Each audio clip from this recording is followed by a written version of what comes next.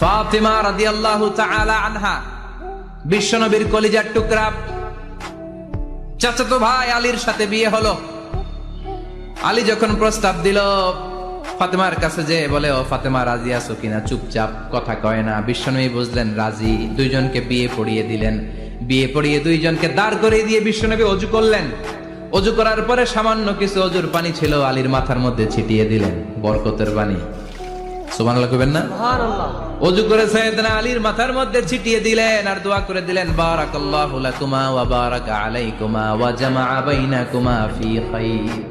আল্লাহ তোমাদের দুইজনকে বরকত দিয়ে দাম্পত্য জীবন শুরু করার তৌফিক দান করুন।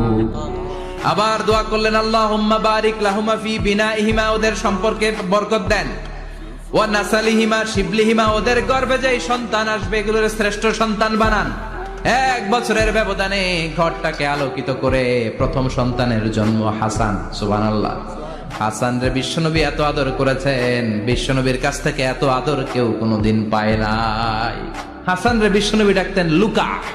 বুখারীর বর্ণনা। শব্দটা কি? লুকা মানে পিচ্ছি। ছোট বাচ্চাদেরকে আপনারা কি কন? আর পিচ্ছি তো আমি কইছি, আপনারা কি কন? নাগাইছে কি বলেন?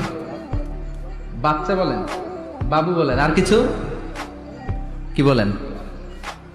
আর কিছু নাই। তাহলে যে বাবু পিচ্ছি, হ্যাঁ, এই বাবু পিচ্ছি আরবি হচ্ছে লুকা। বিশ্বনবী ফাতেমার ঘরে এসে বলতেন, আইনা লুকা, পিচ্ছিটা কই রে? আমার হাসান কই, আমার নানা ভাই কই? আর বিশ্বনবীর আওয়াজ শুনলে হাসান এসে বিশ্বনবীর কাঁধে। আল্লাহু আকবার, আল্লাহু আকবার। বিশ্বনবী বলতেন, ফাতেমা আমার কলিজার টুকরা, যে ফাতেমারে কষ্ট দেয় সে আমারে কষ্ট দেয়, ফাতেমারে আনন্দ দেয় মানে আমি বিশ্বনবীরে আনন্দ দেয়।